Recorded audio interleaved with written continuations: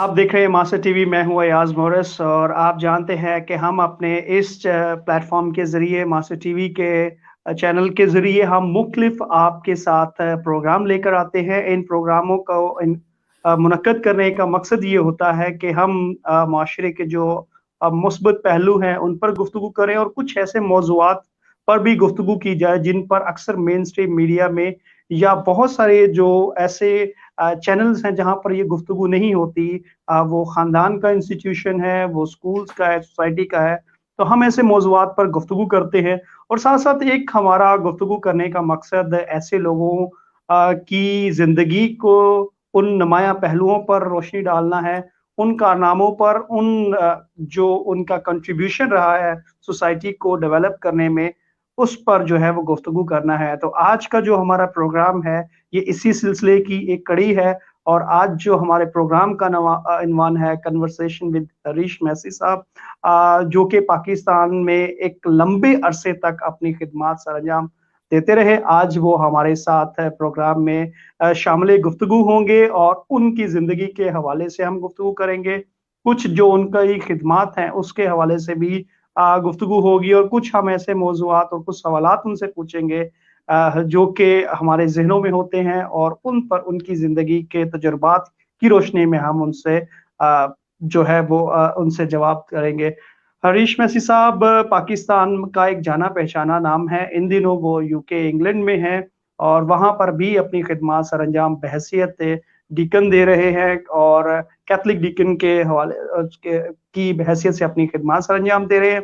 Pakistan Caritas में उनका बहुत ज़्यादा कंट्रीब्यूशन है और इसी वजह से उन्हें बाबा कारितास कहा जाता है और कारितास के हवाले से ही हम आज उनके साथ गुफ्तगू करेंगे। Sir, thank you so much सबसे पहले तो आपका वक्त देने के लिए और आज हमारे साथ गुफ्तगू करने के लिए। शुक्रिया। मैं सबसे पहले तो आपसे पूछना चाहूँगा कि मुझे ये बताइएगा कि आपकी ज़िंदगी का कहानी का आगाज़ कैसे हुआ? आपकी इब्तिदाई तालीम आपने कहाँ से हासिल की और कहाँ-कहाँ से तालीम हासिल की? जिंदगी तो देखें सबकी एक तरह ही शुरू होती है और बचपन तकरीबन सबका एक सा ही होता है, लेकिन उसके बाद जो हालात बनते बिगड़ते हैं, अच्छे होते हैं या ख़राब होते हैं, वो उस पे किसी का कोई काबू नहीं होता। हम अच्छे घर से मतलब खाते पीते घर से ताल्लुक़ रखते थे, मेरा ताल्लुक़ अच्छे घर से, लेकिन कुछ ऐसे हालात हुए कि हम बहुत छोटी उम्र में मैं कुछ ऐसे हालात में घिर गया कि मुझे अपनी ज़िंदगी बड़ी मुश्किल लगने लगी। बहरहाल वो वक़्त कोई ऐसा नहीं है कि उसके बारे में कोई ज़्यादा सोच विचार की जाए। होता यूँ है कि खुदा कहीं न कहीं किसी न किसी तरीके से आपको लेके कहीं पहुँच जाता है, पहुँचा देता है आपको। और इसी तरह मेरे साथ भी हुआ। मैं हमारे फादर थे, इंद्रयास, फादर एंड्रू, ये डॉन बॉस्को स्कूल, पहले ये अनारकली स्कूल के सही। प्रिंसिपल थे और फिर वो डॉन बॉस्को के प्रिंसिपल। उन्होंने मुझे और मेरे भाई को पाला। वही हमारे बाप थे, हमारी माँ थे। और सही। डॉन बॉस्को स्कूल भी में मैंने तालीम हासिल की। उसके बाद मैं गवर्नमेंट कॉलेज लाहौर में दाखिल हुआ और सही। वहाँ शुरू की ज़िंदगी, जो स्कूल की ज़िंदगी, बड़ी शानदार ज़िंदगी थी, बहुत सही। शानदार इस एतबार से कि पढ़ाई में और खेलों में, खेल कूद में, और बड़ी शानदार ज़िंदगी थी। कॉलेज भी उसी मिजाज के साथ गए और अच्छे नंबर थे मैट्रिक में, तो मुझे कॉलेज में दाखिला मिल गया। लेकिन उसके बाद जो मेरे साथ हुआ है, मुझे कुछ समझ नहीं आई कि मैं बड़ा ज़हनी तौर पे सेहतमंद था, पढ़ाई लिखाई में बहुत अच्छा था, और पहली जो मुझे चोट लगी वो थी कि मैं इंटरमीडिएट में मैं 3rd डिवीज़न में पास हुआ, बड़ी मुश्किल से। अच्छा। और हाँ, मुझे बड़ी, खैर मैंने कहा ठीक है, इसको ठीक कर ले। चूँकि मैं गवर्नमेंट कॉलेज में ही था तो मुझे ऑटोमेटिकली बीएससी में दाखिला मिल गया। اور بی ایس سی میں جو میرے ساتھ ہوا ہے نا وہ کمال، بالکل پوری طرح میں فیل ہوا اس میں. یعنی آپ یوں سمجھے کہ میری زندگی کا وہ حصہ انتہائی ناکام حصہ، اور میں نے اتنی ناکامی اور اتنی ناخوشی یا اتنا کیا کہنا چاہیے کہ فرسٹریشن دیکھی اپنی بے زندگی بسی. میں. ہاں بے بسی بھی کہہ لیں، بے بسی تو وہ تو خیر اور بات تھی، لیکن فرسٹریشن مجھے بڑی ہوئی کہ میں کیا تھا اور میں کیا بن گیا اور کتنا نالائق ہو گیا. اس نالائقی نے مجھے بڑا دربدر کیا. فادر اینڈرو چلے گئے اور میں اور میرا بھائی بھی ہم ان کے ساتھ گئے، فرانس گئے ہم. میں 10 دن کے بعد واپس آ گیا، بھائی میرا وہیں رہا، اور یہاں آ کے پھر کافی ٹھوکریں میں نے کھائیں، اور مجھے سمجھ آیا کہ یہ جو زندگی ہے یہ مذاق نہیں. کیونکہ جب میں کالج میں تھا تو سوچتا تھا کہ جو اگلا گورنر ہوگا نا پنجاب کا وہ میں ہی بنوں گا.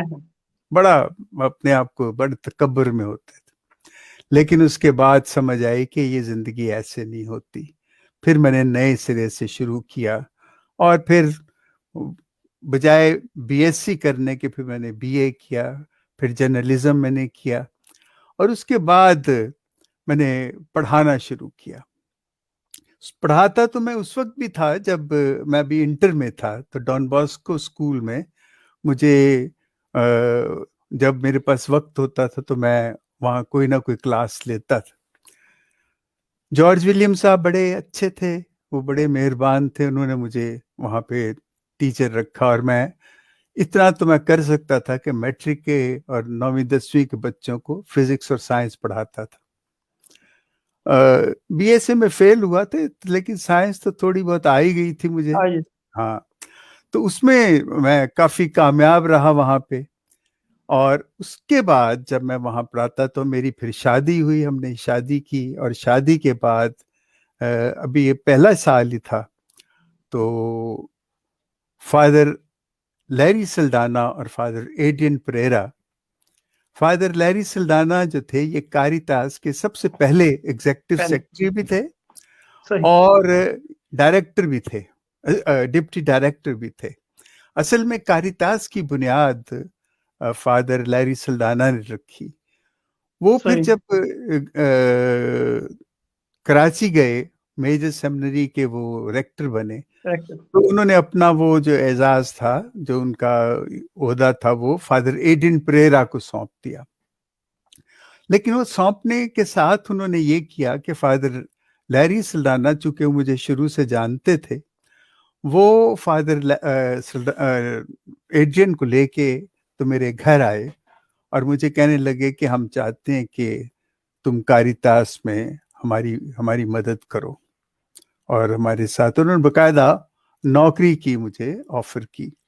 تو میں تھوڑا سا سوچنے لگا، تو میں نے اپنے پرنسپل صاحب جارج ولیم سے بات کی، تو وہ بڑے کہنا چاہیے کہ ایک دم جو بات ان کے دل میں ہوتی تھی وہ کہہ دیتے تھے. انہوں نے کہا چھٹ مشن دیا نوکریاں نہیں کرنی چاہیے.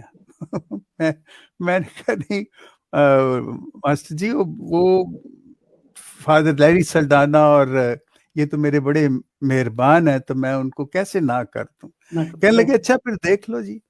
بس اس کے بعد میں کاریتاس میں آیا، اور یہ سن تھا 1973 کا، اور یہ وہ زمانہ تھا جب پاکستان میں بہت بڑا فلڈ آیا تھا، اور یہ بھٹو کا نیا دور تھا.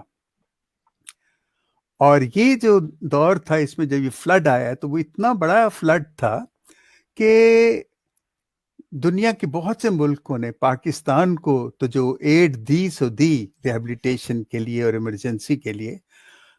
چرچز نے بھی کیتھولک چرچ کو اور ایون اینگلیکن چرچ کو بے شمار ایڈ جو تھی وہ بھیجی کہ مسیحوں کو ریہیبلیٹیٹ کیا جائے، اور یہ بہت بڑا پروگرام تھا. تو اس حوالے سے فادر ایڈین پریرا اور فادر سلڈانا نے سوچا کہ میں اس کام کو منظم کروں. یہ لاہور ڈائسس کے لیے تھا. صحیح. بہرحال میں وہاں پہ آیا تو مجھے تو بالکل ان چیزوں کا علم نہیں تھا کہ یہ سب کیا ہے. میں تو سوچتا تھا کہ کاریتاس ایک ایسا ادارہ ہے جو بیواؤں کے لیے اور یتیموں کے لیے وہ تھوڑی بہت مدد کرتے ہیں. اور ایک فادر گوتھارڈ ہوتے تھے، کیپوچن فادر، وہ ان کے پاس ایک چھوٹا سا فنڈ تھا، کچھ 1000 روپے تھے، تو وہ ایسے چھوٹے چھوٹے لون دیا کرتے تھے، اسمال لونز فار صحیح اسمال ڈومیسٹک انڈسٹری کے لیے، جو گھر کے کام، سلائی مشین دے دی یا کوئی اس طرح کے کام ان کے لیے. لیکن یہ جو کام تھا یہ تو بہت بڑا تھا. تو اس میں پھر صحیح یہ ہوا کہ لاہور ڈائسس کے جو اس وقت 5 بڑے اضلاع تھے، یہ لاہور، اس کے بعد شیخوپورہ، فیصل آباد، گجرانوالہ، سیالکوٹ. تو یہ انہوں نے مل کے پھر ایک تنظیم بنائی. ویسے تو جو کاریتاس کی تنظیم تھی ہر ڈائسس میں تھی. انہوں بالکل نے ضلعی لیول پہ وہاں سے نمائندے لے کے فادر صاحبان کے ساتھ مل کے ایک ڈائسیزن بورڈ آف کاریتاس بنایا، جس کے کام تھا یہ ریہیبلیٹیشن کا کام کرنا. تو اس میں پھر بڑا لمبا چوڑا اس میں لسٹیں بنائی، سروے کیا گیا، منادوں کے ساتھ جا جا کے ان تمام افیکٹڈ ایریا کو دیکھا. وہاں جو سیلاب زدگان تھے، ایک تو امیڈیٹ ایڈ ہوتی تھی، ایک ہوتی تھی لانگ ٹرم تھی یہ ریہیبلیٹیشن کی. صحیح تو اس میں پھر یہ جو سب سارا پروگرام بنایا گیا، تو لیکن یہ پروگرام بھی بہت ہی بڑا پروگرام تھا. اور یہ اب پورے ملک میں 6 کے 6 ڈائسس جو تھے پاکستان کے، ان سب کو یہ اس چیز کا اس بات کی سمجھ آئی کہ یہ کام اتنی آسانی سے نہیں ہونے لگا. لیکن اس کے ساتھ ایک اور اچھی بات یہ ہوئی کہ وہ تمام ممالک جو دنیا میں کیتھولک جو تنظیم کاریتاس سے متعلق تھے، ان صحیح سب نے پاکستان کاریتاس کی بہت مدد کی. صحیح اور یہاں پہ 1974-75 میں ایک سیمینار منعقد کیا، اور اس وقت بشپ اندریوتی جو تھے فیصل آباد کے، صحیح جی پال اندریوتی، وہ نیشنل ڈائریکٹر تھے کاریتاس کے. اور صحیح پاسٹل انسٹیٹیوٹ میں یہ سیمینار کیا گیا، اور دنیا کے بڑے بڑے جو ڈیولپمنٹ کے ماہرین تھے کاریتاس کے، وہ صحیح سارے کو سب کو دعوت دی گئی. اور یہ فادر بشپ پاندریوتی صاحب کی سرکردگی میں پھر باقاعدہ ایک مینیفیسٹو بنایا گیا کہ اس ریہیبلیٹیشن، نہ صرف ریہیبلیٹیشن فلڈ کی وجہ سے، بلکہ اور کاموں میں بھی، کہ کس طرح ترقی ہونی چاہیے اور کیا ترقی کا طریقہ کار ہونا چاہیے. تو باقاعدہ ایک 3 روزہ سیمینار ہوا جس کا نام تھا کہ لبریشن تھرو ڈیولپمنٹ. صحیح یعنی انسان کو ان تمام غربت کی مشکلات اور یہ جو ناجائز قسم کا دباؤ ہے، اور جو ذمہ داروں کا دباؤ، اور یہ اس سے نجات دلانے کے لیے، اس لبریشن سے بہتر ہے کہ پہلے لوگوں کو ڈیولپ کیا جائے، تو وہ خود ڈیولپ کیا جائے. خود ہاں اس چیز سے نکل آئیں گے. یہ اس کا بنیادی تھا، لبریشن تھرو ڈیولپمنٹ. اور یہ وہ زمانہ بھی تھا جب آپ نے سنا ہوگا لبریشن تھیولوجی، جو چلو جی، وہ تھی برازیل وغیرہ میں، فلپینز میں، ارجنٹینا سری میں، لنکا. اور ہاں جنوبی امریکہ کے ممالک تھے نا، وہاں پہ جو امیر تھے، وڈیرے جو تھے، ذمہ دار لوگ، وہ غریبوں پہ بہت ظلم کرتے تھے، اور نسل در نسل انہوں نے ان کو اپنا غلام بنا کے رکھا ہوا تھا. میں نے صحیح فلپینز میں دیکھا، میں رہا بھی ان گاؤں میں جا کے، جہاں پہ کہ ان کی کچھ ایسی خواتین تھی جنہوں نے سڑک تک نہیں دیکھی تھی. جو پکی سڑک ہوتی ہے نا، وہ گاؤں جی کے بیچ میں بہت بڑے سینکڑوں ان کے ایکڑ وہ زمین ہوتی تھی، اور ہیلی کاپٹر پہ وہ مالک آتا تھا، ان سے سودا کر کے اپنا حساب کتاب کر کے واپس چلا جاتا تھا. اور وہ لوگ اگر کوئی وہاں سے نکلنے کی کوشش کرتے تھے، ان کو مار دیا جاتا تھا. یہ بالکل ایسے جیسے ہمارے ملک میں بھٹا کے مزدور جو ان کے مزدور. ساتھ کیا جائے، بالکل ویسے ان کے ساتھ، کہ آپ ان کے چنگل سے نکل نہیں سکتے، وہ آپ کو ایسے کب. تو یہ تھا لبریشن جو تھی، اس سے جو رہائی تھی. وہ کہتے تھے کہ یہ صرف ڈیولپمنٹ. اب ڈیولپمنٹ کی جو اصطلاح ہے، یہ تو بہت بڑی اصطلاح ہے، یہ ہم سے سمجھتے نہیں ہیں. ہم ایک دم ڈیولپمنٹ کہہ کے اور کود کے ایک طرف چلے جاتے ہیں. ایسے نہیں ہے، یہ تو ایک پورا ایک پروسیس ہے. یہ بالکل ایسی ہے جیسے بچے کی پیدائش سے لے کے موت تک جو کا اس ایک کی پورا ساری سفر.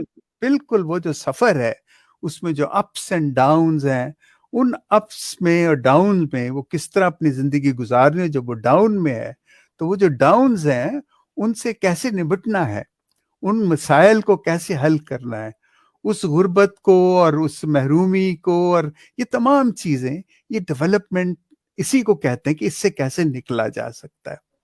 تو یہ کاریتاس کے لیے یہ بہت بڑا اور اتفاق یہ تھا، جو میری خوش قسمتی تھی کہ جب یہ سب کچھ بن رہا تھا اور میں اس پورے پروسیس میں، میں اس پورے عمل میں وہاں تھا.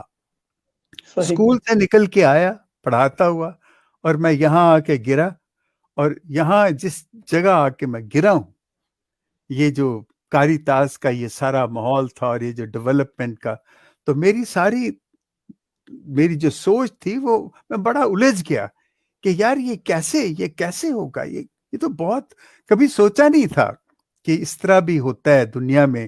لوگ غریب ہیں، اپنی زندگی میں اپنی دکھوں میں اپنی تکلیفوں میں رہتے تھے، کبھی اس بارے میں سوچا نہیں تھا. اب جب دیکھا اور یہ ساری چیزیں سامنے آئیں اور اتنی بڑے بڑے لوگوں نے جب اپنے تجزیے پیش کیے تو کچھ آنکھیں کھلی کہ یہ کیا ہے. بہرحال اس سیمینار نے پورے پاکستان میں کاریتاس کو منظم کیا. ہمارا کانسٹیٹیوشن بنا، ہر ڈائسیز کا اپنا ڈائسیزن کاریتاس ادارہ بنا، ان کے اپنے لوگ تھے. اور ایک صاحب جو تھے اس وقت جب بنا تھا تو کراچی کے وہ فادر سکویرا تھے، وہ اور ان کے ساتھ فادر جان ڈکروز بھی تھے. پھر حیدرآباد میں غالباً اس وقت تھے پتہ نہیں ایک ڈچ پریس تھے جو اس کے انچارج تھے، وہ ہمارے اکاؤنٹنٹ بھی تھے کاریتاس کے. اور ملتان میں فادر ایمینویل برٹرن تھے. اور اس کے بعد لاہور میں فادر ایڈرین تھے، اور پنڈی میں فادر ڈسوزا تھے. تو یہ ڈائسیزن ڈائریکٹرز تھے. اور باقاعدہ ہمارے ایک ڈائسیزن ڈائریکٹرز کا ایک ڈائریکٹر تھا جو کہ بشپ ہوتا تھا، اور اسے بشپس کانفرنس جو ہے وہ مقرر کرتی تھی، اور وہ کچھ سالوں کے لیے اس کو مقرر کیا جاتا تھا. اور اس طرح یہ ایک نظام، اور پھر کانسٹیٹیوشن کے ساتھ بڑی ترتیب کے ساتھ. اور آپ کو ویسے بھی پتہ ہے کہ کیتھولک چرچ جو ہے نا وہ فورڈ کمپنی سے کسی طرح کم نہیں ہے. ان کا نظام اس قدر مستقل اور اتنا نپا تلا ہوتا ہے کہ بچے کی پیدائش اور موت سے لے کے سارا حساب کتابوں میں لکھا. بالکل. اور اسی لیے جو بھی کام یہ کرتے ہیں اس کو بڑے ناپ تول کے اور بڑے حساب سے کرتے ہیں. اور یہ بات جو ہے یہ کیتھولک چرچ میں نے دیکھی. میں کیتھولک تھا لیکن اتنا مجھے نہیں پتا تھا کہ یہ اتنا منظم ادارہ ہے. بہرحال اس کے بعد کاریتاس جب سب ہوا تو مجھے بشپ بوناونچر جب وہ آئے تو انہوں نے مجھے کہا کہ ہم آپ کو نیشنل آفس میں لے کے آنا چاہتے ہیں. تو میں تھوڑا پریشان ہوا کہ مجھے تو کچھ اتنا آتا جاتا نہیں ہے، تو یہ میں کیسے کروں گا. تو اتفاق سے پاکستان میں Asia partnership for human development کے ایگزیکٹو سیکرٹری وزٹ کے لیے آئے تھے. وہ جب آئے تو میں نے فادر ایڈرین پریرا سے کہا کہ جی میں چاہتا ہوں کہ میں ڈیولپمنٹ کے بارے میں مزید کچھ سیکھوں اور مجھے کچھ ٹریننگ چاہیے. تو وہ جو صاحب آئے تھے مسٹر روپا سنگا ان کا نام تھا. تو انہوں نے کہا ٹھیک ہے، مجھے تو اچھا لگا کہ آپ یہ چاہ رہے ہیں. تو انہوں نے فلپینز میں کہا کہ میں آپ کا انتظام کروں گا، اور وہ چلے گئے. وہ آسٹریلیا میں اس وقت رہتے تھے. اور کچھ دیر بعد مجھے فادر ایڈرین نے بتایا کہ بھی آپ کا داخلہ ہو گیا فلپینز میں، تو آپ فلان تاریخ کو آپ جا رہے ہیں ٹریننگ کے لیے. میں بڑا خوش ہوا اور میں نے اس کے لیے تیاری وغیرہ کی. اس وقت ہمارا آفس جو تھا یہ انارکلی جو پیرش ہاؤس تھا نا جو جی سینٹ جی فرانسس کا، وہاں پہ سر. ہمارا نیشنل آفس بھی وہیں تھا اور ڈائسیزن آفس بھی وہیں تھا. خیر میں ٹریننگ کے لیے چلا گیا، اور وہ ٹریننگ جو تھی وہ یہ جو سیمینار جس کا میں نے ذکر کیا ہے وہ اس سے بھی کہیں بڑھ کے ایسی چیز تھی کہ جس نے مجھے بالکل ایک نیا انسان بنا دیا. کہ پہلا جو میں ڈیولپ ہوا، دیکھیں مجھ سے کسی نے پچھلے دنوں پوچھا تھا کہ ڈیولپمنٹ کیا ہے، تو میں نے اسے بتایا کہ ڈیولپمنٹ جو ہے یہ جیسے ایک لفافہ ہوتا ہے نا، وہ انویلوپ اسے ہم کہتے ہیں، تو جب آپ اسے کھولتے ہیں تو وہ ڈیویلپ ہو جاتا ہے. جیسے یہ فلم ہوتی ہے، جو پہلے کیمرے تھے نا، جب آپ کیمرے پہ تصویر اتارتے تھے تو پھر آپ اسے دھلواتے تھے، نیگیٹو کو. نیگیٹو کو صحیح. پازیٹیو بناتے تھے، اور وہ بالکل وہ اس کو کہتے تھے کہ جی یہ میں تصویریں ڈیولپ کرنی ہیں، وہ ڈیولپ کروانے کے لیے. تو وہ ڈیولپ یہ ہوتا تھا کہ وہ جو پلیٹ، جو سینسٹیو پلیٹ پہ جس پہ آپ کی تصویر ہوتی تھی وہ نظر نہیں آتی تھی، لیکن جب اسے وہ ہائپو میں ڈالتے ہیں، جب اسے وہ کیمیکل میں ڈالتے ہیں تو وہ تصویر جو ہے وہ سامنے وہ ڈیولپ ہو جاتی ہے، ڈی ویلپ ہو جاتی ہے. پہلے انویلپ ہوتی ہے، پھر ڈی ویلپ ہو جاتی ہے. ڈیولپمنٹ ہے نا، ڈیولپمنٹ اصل میں انسان کی جو اندر کی صلاحیتیں، جو اس کی پرتیں ہیں نا، ان کو کھولنا، ان کو ڈی ویلپ کرنا. وہ اپنی صلاحیتوں کو جب وہ باہر نکالتا ہے تو انسان کے اندر بڑی قوت ہے، بہت اس میں صلاحیتیں موجود ہیں. میں آگے چل کے آپ کو بتاؤں گا کہ یہ سب کیا ہوا تھا. بہرحال جو سب سے بڑا واقعہ میری زندگی کا جو ہے، جس نے مجھے بالکل تبدیل کر کے رکھ دیا، اور جسے میں کہوں گا میں پوری طرح تو ڈیولپ نہیں ہوں ابھی بھی، لیکن مجھے اس نے کافی ڈیولپ کیا. اور وہ تھا کہ جب میں فلپینز پہنچا تو میں ایئرپورٹ سے اپنا سامان لے کے باہر نکلا تو ٹیکسی آئی، تو میں نے اس کو وہ ایڈریس جو ہے اس کو میں نے کہا کہ میں نے اس طرح یہ جانا ہے اس فلاں جگہ پہ. اس نے مجھے لیا، اور کچھ دیر کے بعد، کافی لمبا سفر تھا وہاں سے، تو مجھے لا کے تو ایک چرچ تھا، تو اس کے احاطے میں لا کے اس نے کھڑا کر دیا، اور وہاں اور بلڈنگز بھی تھیں، اور تو اتار کے تو مجھے چلا گیا. میں نے دیکھا دروازے کی طرف، ایک طرف چرچ تھا، دوسری طرف ایک اور عمارت تھی اور اس کا بڑا سا دروازہ تھا. تو میں اس طرف چل پڑا. تو اندر جا کے تو ابھی میں نے سامان رکھا ہی تھا کہ میں کسی سے شاید بات کر رہا تھا کہ پیچھے سے بڑا شور سا ہوا، اور وہ پولیس جو ہے اس نے وہ داخل ہوئی. آتے ہی انہوں نے لوگوں کو پکڑنا شروع کیا اور مجھے بھی پکڑ لیا. تو میں بڑا ڈرا کہ بھی یہ میں کہاں آ گیا ہوں. بہرحال وہ جب سب کو چیک کر رہے تھے تو پولیس کا جو ان کا آفیسر تھا اس نے مجھے کہا کہ پیپرز. تو میں نے اپنا پاسپورٹ اسے دیا، اور تو وہ پاسپورٹ دیکھ کے تو کہتا کہ تو یہاں کیا کر رہا ہے. تو مجھے تو سمجھ نہیں، میں نے کہا جی میں تو پڑھنے کے لیے آیا ہوں. تو جہاں میں آیا تھا نا وہ ایک ٹریننگ سینٹر تھا، جیزوٹ پریسٹ کا وہ ٹریننگ سینٹر تھا.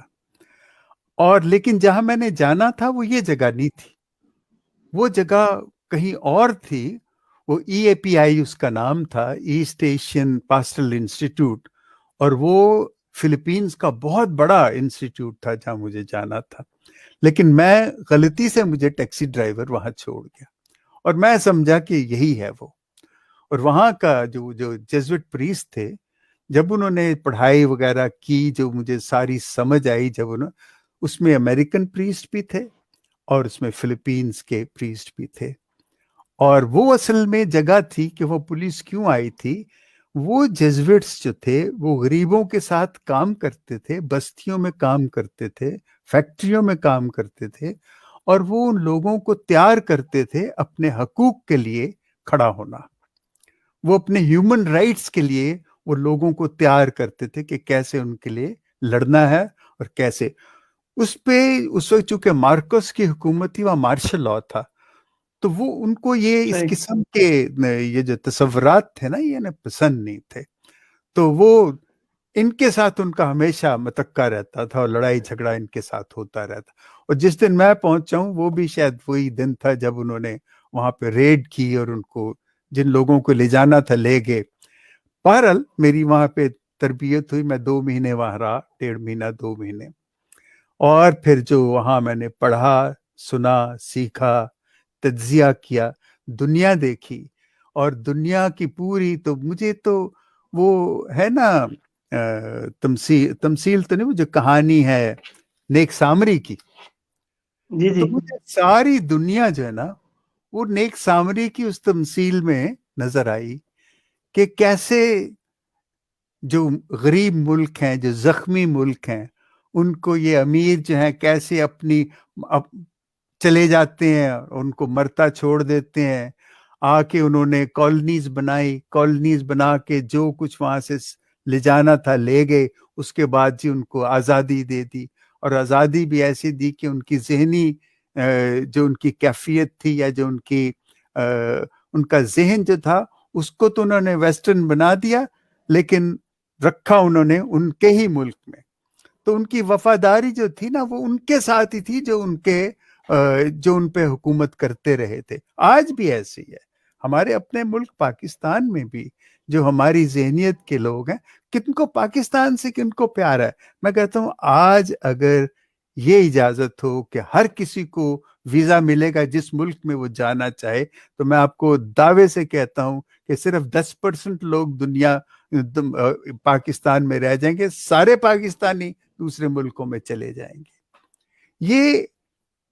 یہ تھا اس میری تعلیم کے بعد جو مجھے سمجھ آئی کہ کس طریقے سے وہ قوتیں جو ہیں وہ ہمارے ذہن پہ اثر انداز ہوتی ہیں اور ہماری پوری شخصیت کو بدل دیتی ہیں. اور پھر ایک نظام مجھے سمجھ آیا کہ ایک ہوتا ہے جو نیچے کے لوگ ہیں، ایک درمیان کے لوگ ہیں، اور ایک ٹاپ پہ ہوتے ہیں. یہ جو ٹاپ پہ چند لوگ ہوتے ہیں، جیسے آج بھی پاکستان میں 2.5-3% لوگ ہیں جو پورے 22 کروڑ کو کنٹرول کر رہے ہیں. جو وہ امیر لوگ ہیں، تاجر جو ہیں بڑے بڑے، اور جو سرمایہ دار ہیں، انہوں نے نیچے اپنے جو مڈل کلاس جسے ہم کہتے ہیں نا، یہ سول سرونٹس ہوئے، وکیل ہوئے، اور پولیس ہوئی، یہ وہ سارے ان کے اپنے بنائے ہوئے لوگ ہیں.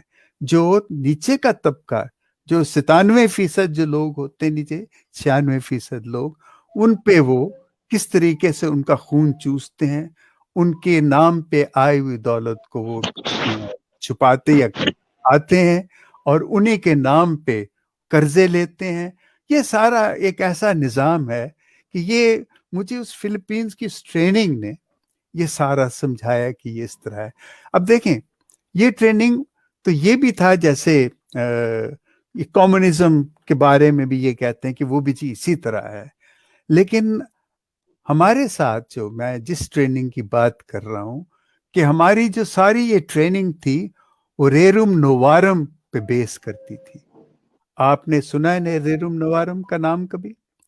یہ ریروم نوارم جو جی ہے، یہ وہ آپ کہہ لیں کہ سوچ ہے جو پوپ صاحب تھے 1891 میں، انہوں نے کارل مارکس اور یہ ساری جو تحریکیں تھیں نا، ان کے مقابلے میں کیتھولک چرچ کی طرف سے اس سوچ کو یہ لے کے آئے تھے کہ انسان کو، ہر کسی کو جائیداد رکھنے کا حق ہے، لیکن یہ نہیں کہ آپ کسی کے پاؤں پہ پاؤں رکھ کے تو دوسرے کا حق ماریں اور اپنی دولت بڑھاتے جائیں اور ان کی دولت کم کرتے جائیں اور بالآخر ان کو اپنا غلام بنا لیں.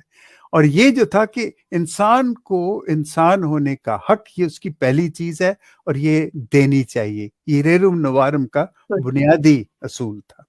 یہ کیتھولک نے اس چیز کو، اس کے لیے وہ لڑائی کی تھی انہوں نے، اور بڑا محاذ کھڑے ہوئے تھے اس کے خلاف.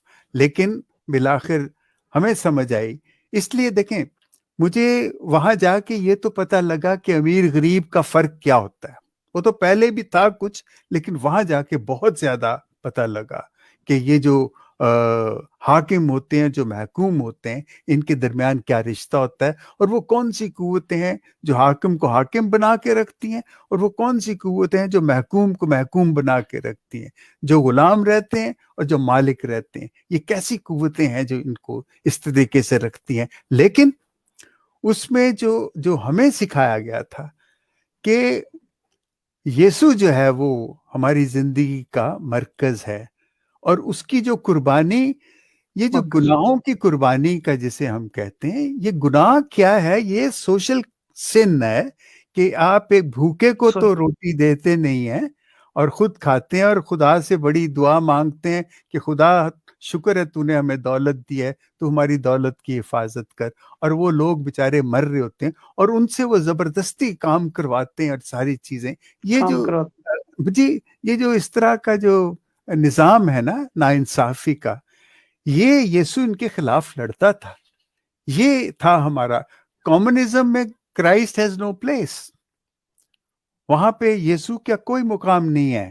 لیکن ہم جب آئے اس میں، جب ہمیں سمجھ آئی تو ہمیں پتہ لگا کہ جس طریقے سے یسوع کی جب تک ہمیں وہ جو کمپیشن ہے، وہ جو کمٹمنٹ ہے جیسے یسوع کی تھی نا، اگر وہ ہم میں نہیں ہے نا تو ہم غریبوں کے ساتھ کام نہیں کر سکتے. ہم غریبوں کے لیے کام نہیں کرتے، ہم غریبوں کے ساتھ کام کرتے ہیں. وہ ہم اس وقت تک نہیں کر سکیں گے جب تک ہم یسوع کو پوری طرح انڈرسٹینڈ نہیں کرتے کہ اس نے کیا کیا تھا، اس کی تعلیم کیا تھی. میں یہ کرٹیسائز تو نہیں کرنا چاہتا کہ ہمارے چرچ نے جو کچھ ہو سکتا تھا اس نے کیا، لیکن ابھی بھی میں کہتا ہوں کہ جو یسوع کی وہ قربانی ہے نا، اس قربانی کو صحیح طور پہ ابھی تک ہم لوگوں تک پہنچا نہیں سکے.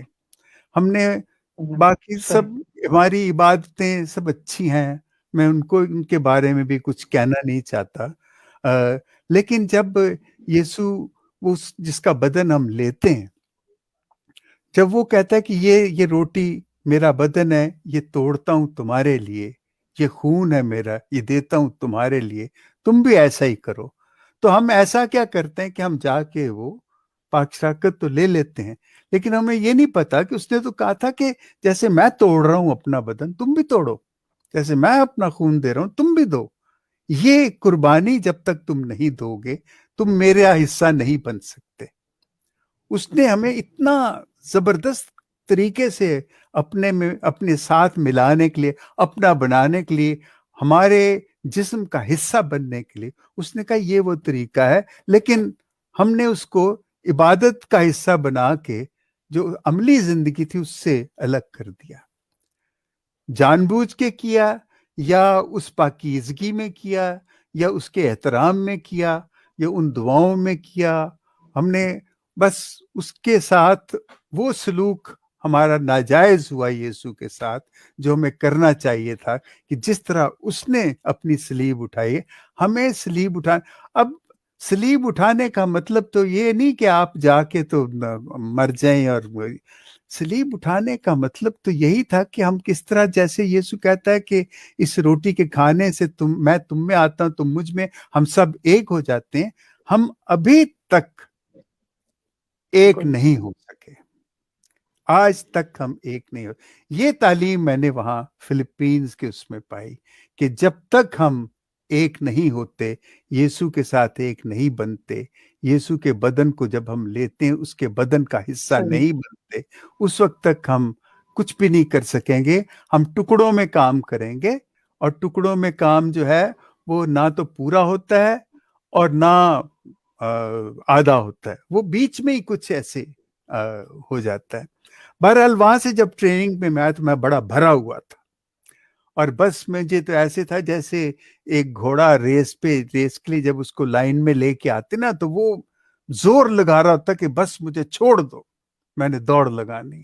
چھوڑ دیا. تو میں جب وہاں سے واپس آیا تو بس میرے بھی ایسے ہی تھا کہ میں نکل پڑوں اور بس دنیا کو بدل کے رکھ دوں. اور یہ جو سوچ وہاں سے میں لے کے آیا تھا کہ 1 منٹ میں گلاس میں گھول کے سب کو پلا دوں. لیکن دوست اتنی مجھے مایوسی ہوئی، میں بہت بیوقوف تھا ویسے بنیادی طور پہ بھی. تو مجھے بہرحال پھر میں نے سوچا کہ اب میں اس کو کس طریقے سے کروں.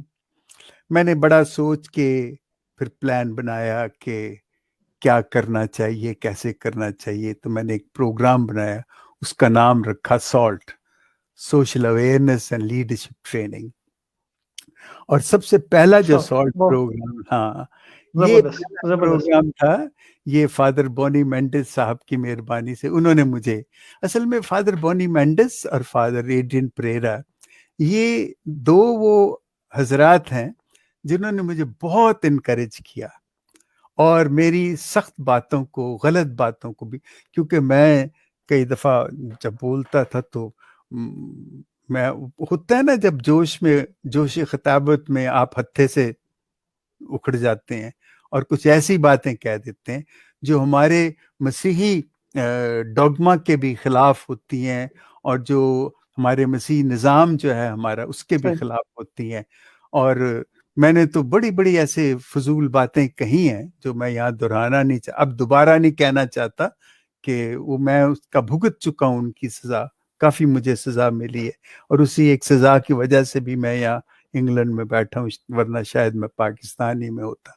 एनीवे, उसके साथ फिर ये हुआ कि सॉल्ट प्रोग्राम का मकसद ये था कि हम, क्योंकि इस पे बहुत सोचते थे हम कि क्या होना चाहिए, कैसे होना चाहिए, तो जो मैंने फिलीपींस में सीखा था वो यही था कि देखें, इंसान की जो बेसिक यर्निंग्स होती हैं, बेसिक यर्निंग, मैं अभी तक यर्निंग का ना उर्दू में तर्जमा नहीं ढूंढ सका। वो कहते हैं कि ये चाहत है, ये ख्वाहिश है, ये इश्तियाक है, लेकिन यर्निंग जो है वो कुछ ऐसी है। और वो यर्निंग्स क्या है, मैं वो बता दूं तो शायद आपको भी समझ आ जाए। जिंदगी, जिम्मेदारी, मोहब्बत, आज़ादी और बरादरी, ये वो 5 चीजें हैं जिनके बगैर इंसान जिंदा नहीं रह सकता, चाहे वो इनको चाहे या चाहे इनको ना चाहे। जिंदगी के बगैर जिंदा नहीं रह सकता और जिंदगी को जिंदा रखने की जिम्मेदारी के बगैर वो रह नहीं सकता, और जिंदगी, जिम्मेदारी और मोहब्बत के बगैर वो ना तो जिम्मेदारी निभा सकता है ना जिंदगी गुजार सकता है। और इन तीनों चीजों को करने के लिए बगैर आजादी के आप कुछ नहीं कर सकते। और बरादरी जो है ये आपका वो घोंसला है जिसमें आप रहते हैं। अगर ये घोंसला नहीं है तो आप जी नहीं सकते, क्योंकि देखें, हम क्रिश्चियन जो हैं, हम तस्लीस को मानते हैं और तस्लीस हमारा बुनियादी, तो हम तो यहाँ तक कहते हैं कि बाप और बेटा रूल कुदस भी एक कम्युनिटी है, खुदा भी कम्युनिटी के बगैर नहीं रह सकता। ये हम एक बात करते हैं, इस पे बहस करने की जरूरत नहीं, क्योंकि ये ऐसे मैंने बात कह दी। बहरहाल, तो उसमें ये कि जिंदगी, जिम्मेदारी, मोहब्बत, आज़ादी और बरादरी, ये वो बेसिक यर्निंग्स हैं कि इनमें से एक भी चीज आप निकाल लें तो इंसान इनके बगैर नहीं रह सकता। लेकिन अब होता क्या है कि इनकी जो इंटरप्रिटेशन है वो अगर सही होगी तो सब कुछ ठीक होगा, अगर वो इंटरप्रिटेशन गलत होगी, उसका इतलाक और उसकी जो उसका बयान जब वो गलत होगा तो वो फिर सब सारा कुछ गलत हो जाता है। अब यूं होता है कि देखें, मैं आपको छोटी सी मिसाल देता हूं पांचों के हवाले से।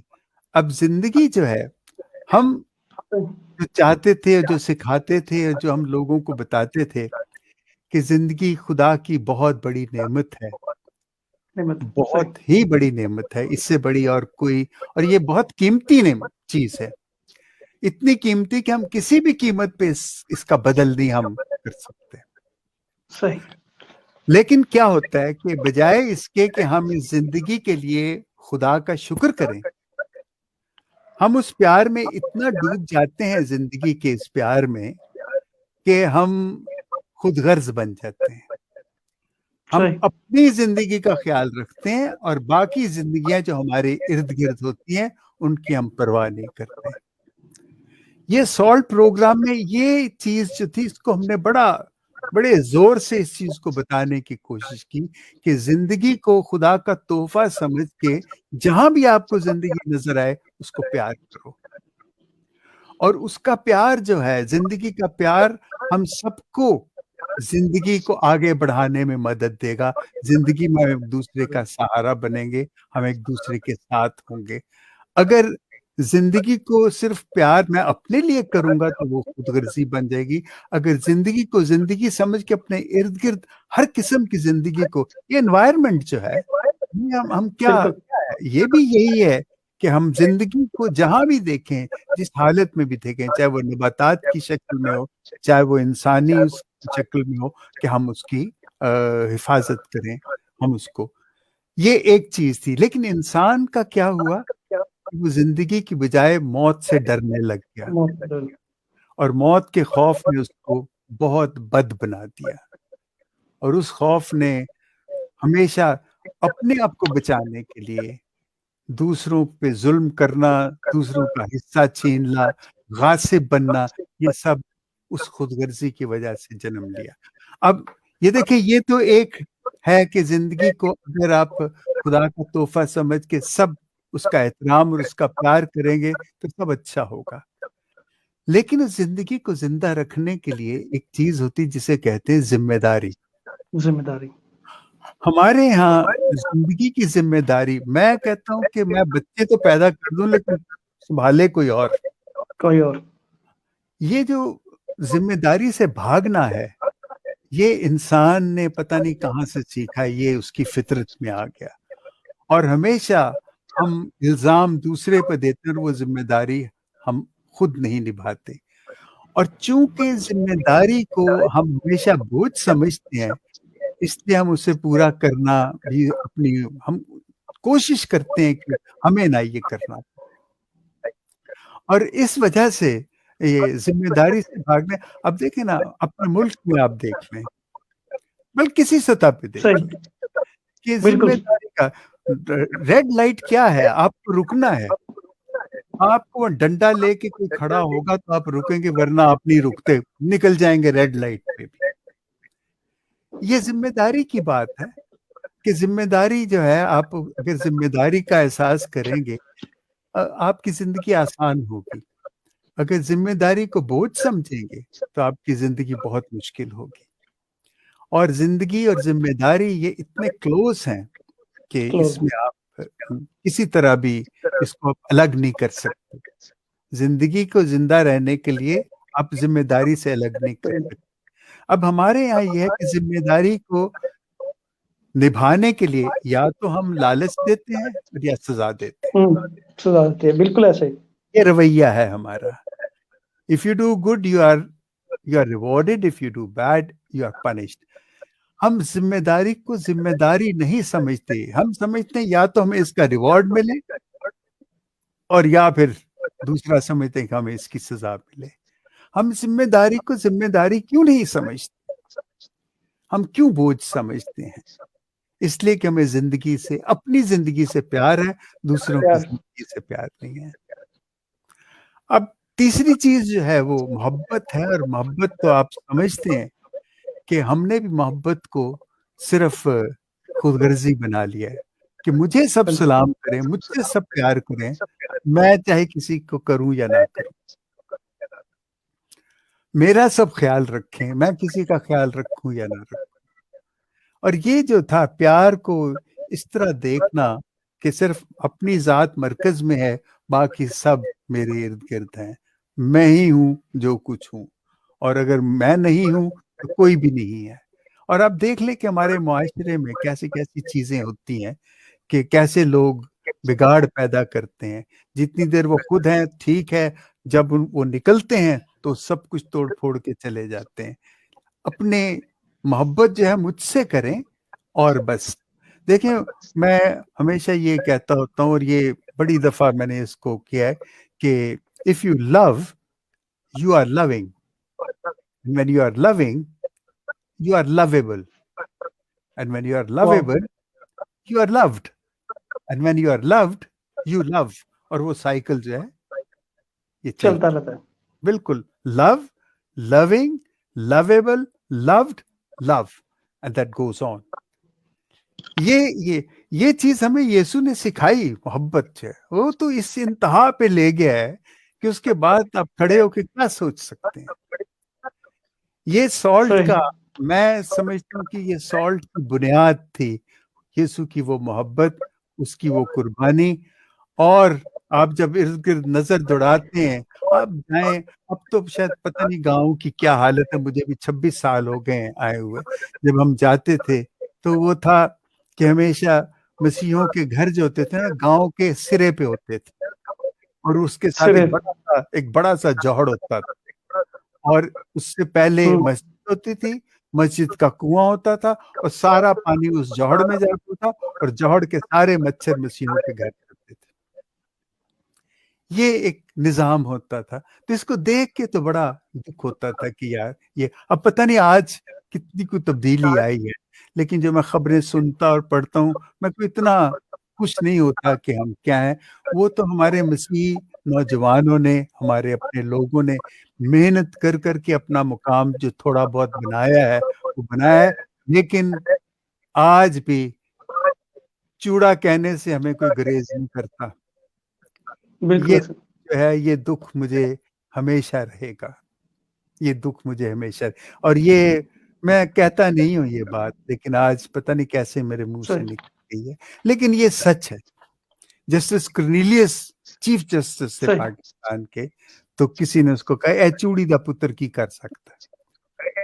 مطلب یہ دیکھیں محبت، نفرت اور یہ کیسی چیزیں ہیں، اور سالٹ کا ہم یہی کوشش کرتے تھے کہ ہم ہر قسم کے لوگوں کی جو تکلیف میں ہے، جب فلڈز کا مسئلہ تھا تو جب ہم لسٹ بناتے تھے، اور میں خاص طور پہ اپنے ڈائسس میں دیکھتا تھا کہ ہم کتنے ان غیر مسیحوں کو گھر کے لیے یہ مدد دے رہے ہیں جو کہ بہت ہی اندھے ہیں، معذور ہیں، بوڑھے ہیں، ہم ضرور، اور وہ غیر مسیحی ہم ان کو دیتے تھے۔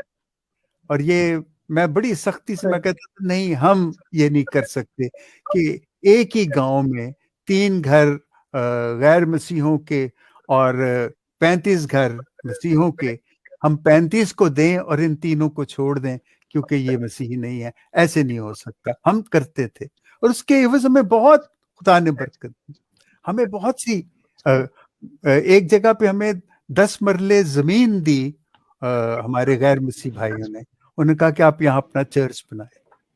یہ شرک پور کے پاس ایک گاؤں، میں نام بھول گیا تو بہت دیر ہو گئی، انہوں نے ہمیں یہ اس طرح کی چیزیں ہیں۔ لیکن یہ جو محبت اور نفرت کا یہ جو ہے، یہ تو پتہ نہیں میں اس کو کیسے بیان کروں کہ یہ ہمارے اندر کب، اب یسوع کی ہماری پوری جو عبادت ہے، ہماری پوری ماس جو ہے وہ محبت ہی کی بنیاد پہ کھڑی ہے۔ ہم ساری دعائیں اپنی بالکل ایسے، اور ہمارا جو کلائمیکس ہے، جو جب تبدل ہوتا ہے تو تبدل وہ ہمیں یسوع کی محبت کا وہ اظہار ہے، جہاں وہ آ کے اپنا بدن توڑتا اور اپنا خون دیتا ہے، اور وہ کہتا ہے کہ تم بھی ایسے ہی کرو، میری یاد میں ایسے ہی کرو۔ تو یہ جو تصور ہے نا، تصور کیا، یہ جو حقیقت ہے، اس کے لیے ہم ابھی بہت دور اور چلے گئے ہیں، پتہ نہیں کیا ہوا ہے۔ ابھی میں جب خبریں سنتا ہوں تو مجھے دکھ ہوتا ہے کہ ہم، بہرحال اس کے بعد جو آزادی کا بھی یہی ہے کہ آزادی، میں بڑا ہوں تم چھوٹے ہو، میں سب کچھ ہوں تم کچھ نہیں ہو، مینو چودھری بنا دیو، بس میں چودھری، باقی سب ٹھیک ہے۔ اور یہ ہمارے ایک جرمن دوست تھے، وہ آئے یہاں پہ، یہ جو گگڑے ہوتے ہیں ان کے بارے میں وہ کوئی تحقیق کرنا چاہتے تھے، تو ہم ان کے ساتھ کبھی کبھی جاتے تھے، تو وہ پتہ ہمیں کیا کہتے تھے کہ تم پنجابیوں کی، وہ پنجابی کہتے تھے کہ تم پنجابیوں کی سوچ 1.5 فٹ ہے۔ تو ہم بڑا جب اس کی طرف دیکھتے تھے تو وہ کہتا تھا ہاں، ناک سے لے کے اور بیلی بٹن تک، یعنی ناک تو لے کے نی تک، اتنی تمہاری سوچ ہے، ناک آپ کا اونچا رہے، پیٹ آپ کا بھرا رہے، دنیا میں کچھ بھی ہو جائے آپ کو پرواہ نہیں، چاہے سینٹ کے الیکشن ہو، پیسے مل گئے تو ٹھیک ہے۔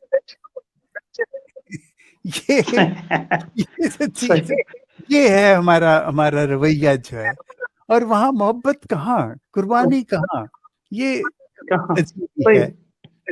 اب جو ہمارا 5واں ایئرننگ جو ہے جسے برادری کہتے ہیں، وہ بڑی زبردست چیز ہے، لیکن اب تو برادریاں ان کی جگہ پہ پیسہ آ گیا ہے، جس کے پاس پیسہ ہے اس کو برادری کی ضرورت نہیں ہے، برادری تو بہت بڑی چیز ہے. ضرورت میں نہیں یہاں یورپ میں رہتا ہوں, یہاں پہ چونکہ تمام چیزیں انسانوں کو ملتی ہیں, چاہے وہ حکومت دے ان ہے. کو یا وہ خود کمائیں, ان کو خدا کی ضرورت نہیں ہے. اور وہ حیران ہوتے ہیں کہ ہم لوگ جو ہیں ایشیا کے, ہم اتنے خدا کو کیسے ہم اس کے قریب ہیں. تو میں نے بتاتا ہوں کہ ہم تو خدا کے بغیر ایک قدم نہیں چل کبھی بھی سکتے. وہاں پہ تو اتنے لوگ بھوکے مر رہے ہیں, بےچارے خدا خدا کر کے تو جیتے. چل سکتے. ہاں ورنہ وہ کیسے زندہ رہ سکتے ہیں. یہ ہمارا سالٹ تھا بھائی, اور اس پہ ہم نے یہ ساری اپنی جو ٹریننگ تھی اس کو ترتیب دیا تھا. لیکن آپ نے ایک سوال شاید مجھ سے پوچھنے کا آپ نے سوچا تھا کہ جن لوگوں کو آپ نے ٹرین کیا وہ یہاں رہے پاکستان جی میں. میں پوچھوں گا یہ. اور ہاں گفتگو کیونکہ ہماری اتنی طویل ہو گئی اور مجھے بہت مزہ آ رہا تھا, اور میں عام طور پہ بہت کوشچن کرتا ہوں بیچ میں, لیکن آج میں جو ہے وہ بالکل چاہ رہا تھا کہ آپ جو گفتگو کریں اس کو انٹرپٹ نہ کروں. میں 2 سوال پوچھنا چاہوں گا آپ سے. ہمیں جی. آلموسٹ 50 منٹ ہو چکے ہیں یہ آپ اچھا. کے گفتگو کے. تو ایک پہلا سوال میرا یہ ہے کہ آپ کیا سمجھتے ہیں, سچویشن بھی آپ دیکھ رہے ہیں ساری آپ کے سامنے ویزیبل ہے, آپ دیکھتے ہیں پاکستان میں معاشرہ جو شرنک ہوا ہے, معاشرے میں جو پہلے ایک سوچ تھی وہ نیرو ہوئی ہے اور زیادہ. ایسی ساری صورتحال میں کیا رول ہے چرچ کا, اور نوجوان کیسے اس ساری نیگیٹیوٹی کے باوجود اپنے آپ کو, اپنی فیملی کو ڈیولپ کر سکتے ہیں, اور کیا وہ پازیٹیو اس معاشرے سے لے سکتے ہیں تاکہ وہ کہیں نہ کہیں جو نیگیٹیوٹی ہے, یہ جو آپ نے فیکٹرز 5 بات کیے ہیں, ان کو کہیں نہ کہیں اپنی لائف میں امپلیمنٹ کر سکیں. اور اس کے بعد اسی سے جڑا سوال ہے کہ جب ہم یہ بات کرتے ہیں, آپ بھی اس چیز کے گواہ ہیں, اور میں بھی چرچ کے اداروں میں, خاص طور پہ کیتھولک چرچ کے اداروں میں کام کیا ہے, جب وہاں ڈیولپمنٹ کی بات کی جاتی ہے, نوجوانوں کو تیار کرنے کی بات کی جاتی ہے, تو ایک ریئیکشن یہ آتا ہے چرچ کی طرف سے کہ وہ کہتے ہیں کہ جی ہم جن لوگوں کو تیار کرتے ہیں وہ ہماری ٹریننگز لیتے ہیں, وہ ہمارا جو ہے وہ اداروں میں سے سسٹم سے سیکھتے ہیں, اور جب وہ سیکھتے ہیں تو وہ بیرون ملک چلے جاتے ہیں, تو اس لیے ہم پھر ٹریننگ پر دوبارہ جو ہے وہ مزید جو لوگوں کو تیار کرنے کے لیے دوبارہ سے اتنی محنت نہیں کرتے. تو آپ کا کیا اس بارے میں خیال ہے, یا آپ کیا سمجھتے ہیں, کیا یہ بات کتنی حد تک سچی ہے, یا اس میں کون کون سے پوائنٹس ہمیں جو دیکھنے چاہیے؟ دیکھیں یہ تو بات بالکل, آپ کو پتہ ہے کہ ایف سی کالج 1861 یا 1860 میں جی اس سر, کی, آپ کو میری آواز آ رہی؟ جی بالکل آ رہی. تو یہ ایف سی کالج دیکھیں, پروٹسٹنٹ چرچز تھے نا, انہوں نے آ کے یہاں کالجز بنائے. ان میں Emerson College Multan, F C College Lahore, Gordon College Rawalpindi, بالکل مرے کالج سیالکوٹ, صحیح. اور ٹھیک. Edwards college Peshawar. 5 کالجز بنائے تھے. آپ امریکہ میں چلے جائیں, آپ کو ان 5 کالجز کے جو مسیحی ہیں بے شمار آپ کو ملیں گے, انگلینڈ میں بھی اور امریکہ میں بھی. یہ کہنا کہ جی یہ جو ہم جن لوگوں کو, میں بھی پہلے ایسے سوچتا تھا کہ جن کو ہم ٹرینڈ کرتے ہیں, میں کہتا ہوں جس کو ٹرینڈ کیا, اگر وہ ٹرینڈ ہو کہ اپنی زندگی اس نے بنا لی ہے, میں بہت خوش ہوں, مجھے بڑا اچھا لگا.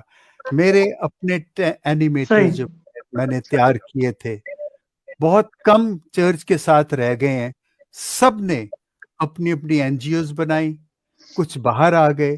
لیکن میں جب دیکھتا ہوں تو مجھے اتنی اس بات کی خوشی ہے کہ انہوں نے اپنے خاندانوں کو سنبھالا, انہوں نے اپنے بچوں کو پڑھایا, اور صرف پڑھایا نہیں, صحیح. بہت اچھا پڑھایا. ان کو ماسٹرز ڈگریز ہیں ان کے پاس, اور وہ گورنمنٹ میں کام بھی کر رہے ہیں. انہوں نے اگر دوسروں کو نہیں انہوں نے ترقی دینے میں ان کی مدد کی, انہوں نے اپنی ترقی اور اپنے بچوں کی تو ترقی میں ہے, لیکن اب وہ بچے جو ہیں وہ دوسروں کے کام آ رہے ہیں. یہ ایک وقت ہوگا کہ جب, لیکن اس صحیح. وقت یہ جو ہے باہر جانے کا, میں سمجھتا ہوں کہ اس کو آپ روک نہیں سکتے, اور چرچ کو صحیح. اس چیز کو بند نہیں کرنا چاہیے کہ ہم ان کو ٹریننگ نہ دیں.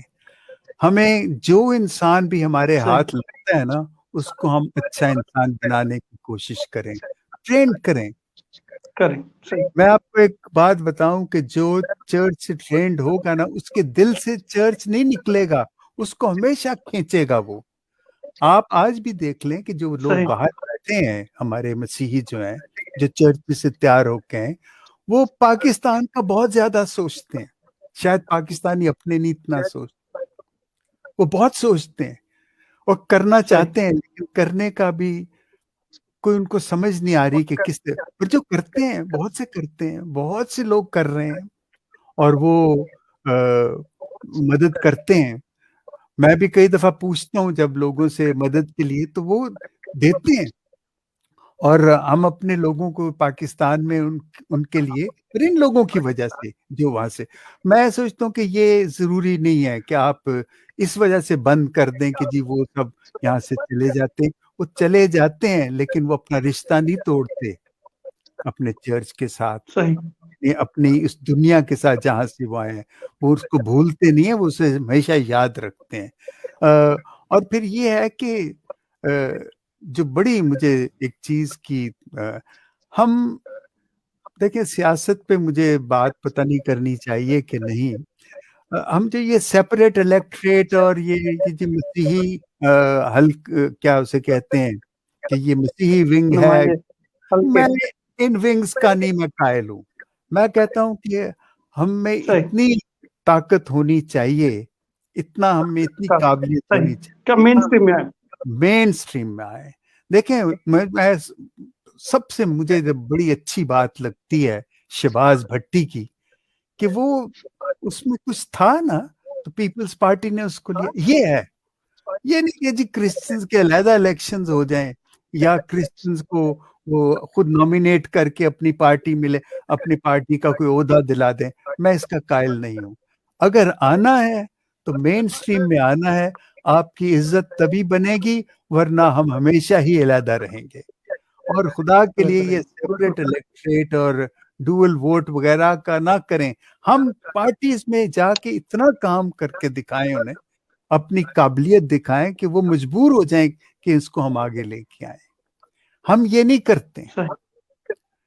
ہم اپنی پارٹیاں بنا کے، تو آپ اپنی کسی مسیحی بستی میں چلے جائیں، وہاں اگر 52 گھر ہیں نا تو وہاں 60 چودھری ہوں گے. ہاں، اور یہ جو رویہ ہے نا یہ ٹھیک نہیں ہے. دونوں چیزوں میں کہتا ہوں، ایک تو یہ ہے کہ ہم ٹریننگ بند نہ کریں، ہم ضرور کروائیں ٹریننگ. اور دوسری بات یہ ہے کہ اگر آپ کے پاس 2 توڑے ہیں، اگر آپ ایک توڑا کسی اور کو دے دیتے ہیں کوئی بات نہیں، وہ چلا جائے، لیکن یہ نہ سمجھیں کہ اس کو ٹرین نہ کریں کہ وہ یہاں سے چھوڑ کے چلے جاتے. نہیں، میں اس کے حق میں نہیں ہوں. میں نہیں، میں خود سوچتا ہوں کہ میرا یہاں آنا، مجھے افسوس ہے کہ میں یہاں ہوں، میں بالکل خوش نہیں ہوں. مجھے اطمینان ہے لیکن خوش نہیں ہوں. یہ دیکھیں عجیب بات میں کر رہا ہوں. میں یہاں آ کے تو ہر وقت میں پاکستان کا سوچتا رہتا ہوں، اپنے مسیحوں کا سوچتا رہتا ہوں، اپنے لوگوں کا. مجھے ان سے اتنا پیار، اتنا گہرا رشتہ ہے ان کے ساتھ. لیکن یہ ہے کہ شاید میں نے ان کے لیے وہ نہیں کر سکتا، لیکن پھر میں سوچتا ہوں کہ کچھ نہ کچھ تو کیا ہے، کر کے آئے ہیں. اور اب میں عمر کے جس حصے میں ہوں شاید میں اتنا کر بھی نہیں پاؤں گا. اس وقت میری عمر 76 سال ہے. ہاں، تو لیکن پھر بھی لیکن یہ اس چیز کا میں قائل ہوں کہ جن کو بھی آپ تربیت دے سکتے ہیں ان کو تربیت دیں. لیکن خدا کے لیے یہ جو ہم نے اتنے چھوٹے چھوٹے چرچز بنا دیے ہیں نا، ان سے مجھے نہیں سمجھ آ رہی کہ ہمیں کیسے ہمیں نجات دلائیں گے، یہ کیسے ہماری نجات کا ذریعہ بن سکتے ہیں. اتنے چرچز ہم نے بنا دیے ہیں، اتنے چرچز. یسوع کے تو ہم نے اتنے کیل ٹھوک دیے ہیں اس میں کہ وہ بیچارہ سانس بھی نہیں لے سکتا. یہ ہم نے بہت غلط کیا ہے. اس پہ ہمیں سوچنا پڑے گا. آپ نے ایک اور سوال اس سے پہلے کیا تھا، وہ کیا تھا؟ میں بھول گیا ہوں. جی وہ میں نے یہی سوال کیا تھا اس حوالے سے، ٹریننگ کے حوالے سے، اور دوسرا یہ چھوڑنے میں خیال آپ نے دونوں کور کر دیے. ایک اچھا. میں اور یہ بات پوچھنا چاہ رہا ہوں آپ سے کہ یہ جو مائنڈ سیٹ ہے جس کا آپ نے ذکر کیا کہ مین اسٹریٹ میں آنا چاہیے، ایک مائنڈ سیٹ بن چکا ہے پاکستانی مسیحی نوجوانوں میں. جب آپ ان سے بات کریں، آپ ان کے ویژن کی بات کریں، ان کے مستقبل کی بات کریں، ان کے زندگی کے مقصد کی بات کریں، تو بڑا مشکل ہوتا ہے انہیں اس چیز پر کنونس کرنا کہ ان کی زندگی کا مقصد ہے یا وہ اس سوسائٹی کا حصہ ہیں तो ये बड़ा अजीब सा है। तो आप क्या समझते हैं ये जो माइंडसेट डेवलप हो चुका है कि जी हमारे साथ तासुब होता है, नो डाउट ये सारे इश्यूज होते हैं, चैलेंजेस हैं, हम उससे बिल्कुल इनकार नहीं कर रहे, लेकिन ये जो माइंडसेट खुद से तैयार कर लेना, खुद से बना लेना, कुछ किए बगैर, ये कितना खतरनाक है आपकी अपनी जात के लिए, हम्म, अपनी कम्युनिटी के लिए और ओवरऑल माशरे के लिए। जी। मैं आपको अपनी मिसाल देता हूँ। मैं जब गवर्नमेंट कॉलेज में गया तो मेरा ख्याल है कि 750 स्टूडेंट्स में हम 2 क्रिश्चियन थे, और मैं पहले साल ही जाते बास्केटबॉल का कैप्टन बना। सही। मेरा ख्याल है ये भी तारीख में पहली दफा हो कि कोई क्रिश्चियन गवर्नमेंट कॉलेज की किसी टीम का कैप्टन बना था। जब डिग्री में गया था तब भी मैं कैप्टन था, और वो सब बड़ी मेरे मेरे बड़े दोस्त थे, और इतने मेरे करीबी थे कि मेरी जिंदगी का एक बहुत हिस्सा उसमें मेरी मदद उन्होंने की, और बकायदा सिर्फ मदद ही नहीं की बल्कि मुझे बनाने में उनका एक बड़ा हिस्सा है। उसका मैंने जिक्र नहीं किया क्योंकि वक्त नहीं था। ये है कि आप में जरूर कुछ होना चाहिए दूसरों को अपना सही। गिरविदा बनाने के लिए, और खुदा ने हम सबको दिया है। और मैं आपको सच बताता हूँ कि सब लोग ऐसे नहीं सोचते।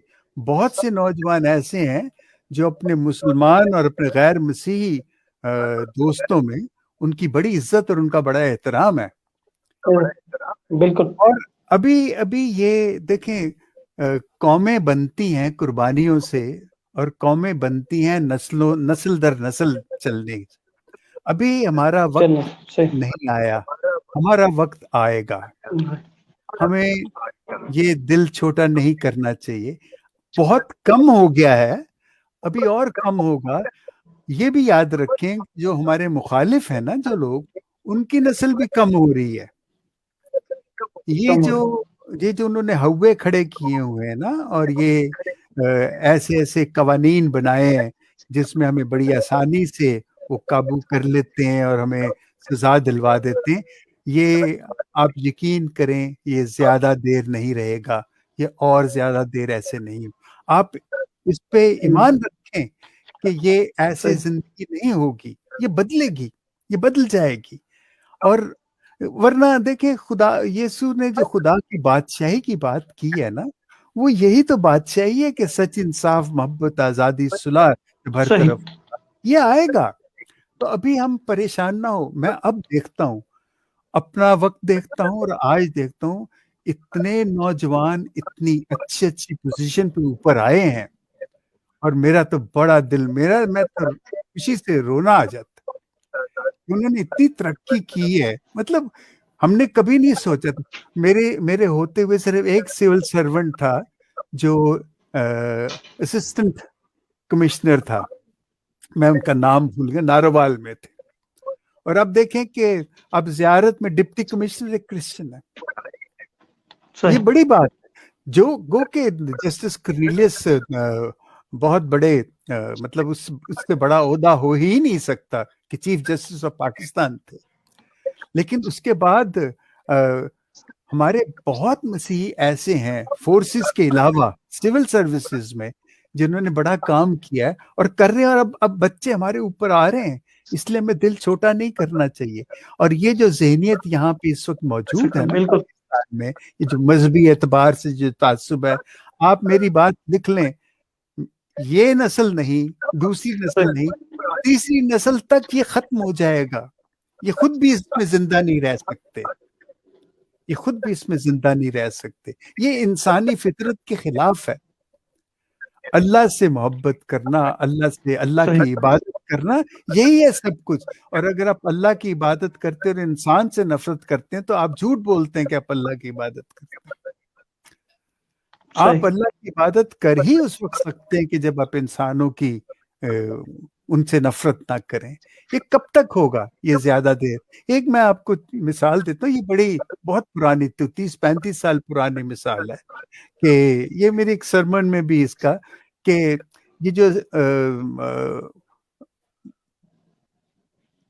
ادھر مسجد ہے یوئنگ ہال کے پاس، نیلے گنبد کے پاس، اس مسجد کے امام کے گھر چوری صحیح. ہوئی، امام کے گھر چوری ہوئی، اور ظاہر ہے کہ پولیس کو اطلاع دی گئی، پولیس آئی اور انہوں نے آ کے تمام نوکروں کو لائن میں کھڑا کر لیا، اور ان میں جتنے بھی ان کے، اور ایک خاتون بھی تھی جو کہ صفائی کا کام کرتی تھی، وہ بھی لائن میں کھڑی ہوئی تھی۔ تو اتنے میں امام صاحب باہر سے آئے تو انہوں نے دیکھا کہ پولیس ہے اور لوگ کھڑے ہیں، تو انہوں نے کہا کہ یہ کیا کر رہے ہو آپ؟ انہوں نے کہا جی کہ ہم ان سے ذرا پوچھ گچھ کر رہے ہیں۔ کہتے ہیں اچھا تو یہ بی بی یہاں کیوں کھڑی ہے؟ انہوں نے وہ کرسچن عورت کی طرف اشارہ کیا جو صفائی کا، یہ یہاں کیوں کھڑی ہے؟ اس نے کہا جی اس سے بھی پوچھ گچھ کرنی۔ اس نے کہا نہیں، اس کو کام کرنا ہے۔ اس کو کہا بی بی جا تو اپنا کام کر، یہ نہیں یہ کر سکتی، ان سے پوچھو جو باقی کے ہیں۔ دیکھیں یہ بڑی چھوٹی سی بات ہے لیکن یہ بہت بڑی بات ہے کہ امام صاحب جو تھے، جو بھی تھے، مجھے ان کا نام بھی بھول گیا، ان کو یہ یقین تھا کہ یہ مسیح خاتون یہ نہیں کر سکتی، ایسا کام نہیں کر سکتی، یہ دوسروں سے پوچھو آپ۔ چاہے کچھ بھی ہے، ہم بہت ہی، ہمیں نیچ اور غلیظ سمجھا جاتا ہے، جیسے میں نے پہلے وہ لفظ بھی استعمال کیا تھا، صحیح. لیکن میں آپ کو یقین دلاؤں in their heart of hearts they do respect us، لیکن شاید کچھ ہیں جو ہماری اس رسپیکٹ سے ڈرتے بھی ہیں۔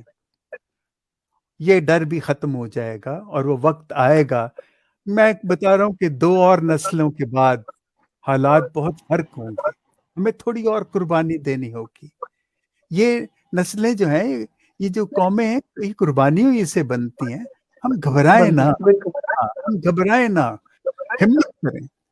یسوع تو دیکھو نا، اس کی مثال ہے، وہ گھبرایا نہیں، ساری دنیا ایک طرف، وہ اکیلا ایک طرف، 12 اس کے کل شاگرد تھے، اس میں سے بھی ایک بھاگ گیا تھا، اور دیکھیں آج ساری دنیا میں اس کے نام پہ گھٹنا ٹیکا جاتا ہے نا ایسا؟ اور بالکل بالکل. ہاں، اس لیے مجھے تو بہت ایمان، میرا یقین ہے کہ جس طریقے سے ہم جا رہے ہیں، ہمیں نظر آتا ہے کہ تھوڑا، ہاں، ہمیں اپنے چرچز کو، ان کو ذرا، ان کو عصر نو ہمیں ایک حساب کتاب بنانا چاہیے۔ ہمیں اپنا، جسے کہتے ہیں نا، اپنی سیلف ایویلیویشن کرنا بہت ضروری ہے، اور ہمیں اب وقت آ گیا کہ ہم کریں۔ ہمیں ضرور یہ ایویلیویشن ہماری بہت ضروری ہے، ہمیں کرنا ہوگا۔ اور ہم خدا سے دعا کریں، اور میں کہتا ہوں اس سے دعا کریں کہ ہمیں وہ ہمت اور دانائی دے کہ ہم اپنے اندر جھانک کے دیکھ سکیں، اور اس کو ہم عصر نو اس کی تنظیم کر سکیں۔ کچھ تسلی ہوئی آپ تھینک کو یو میرے؟ سو مچ سر، بہت بہت شکریہ.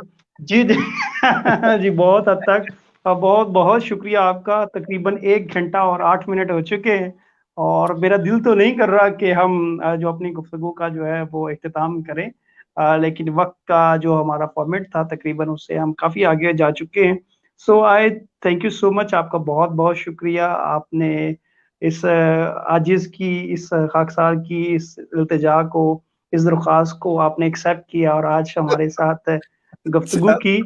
It's really honour for me, اور بہت بہت شکریہ آپ کا. اور مجھے امید ہے کہ جو ہماری گفتگو ہوئی ہے یہ بڑی ڈائنامک گفتگو ہے، اور جو آپ کا ایکسپیرینس ہے، جو آپ کی آبزرویشن ہے، جو آپ کا یہ سارا مشاہدہ ہے، اس سے جو ہے وہ بہت سارے جو لوگ ہیں اس سے استفادہ حاصل کریں گے.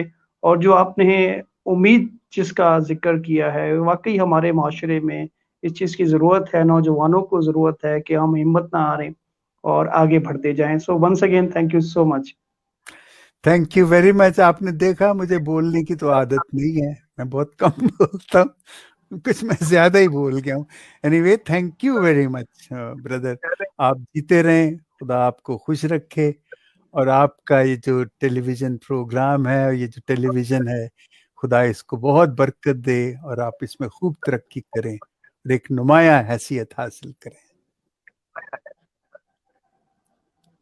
تھینک یو جی ونس اگین.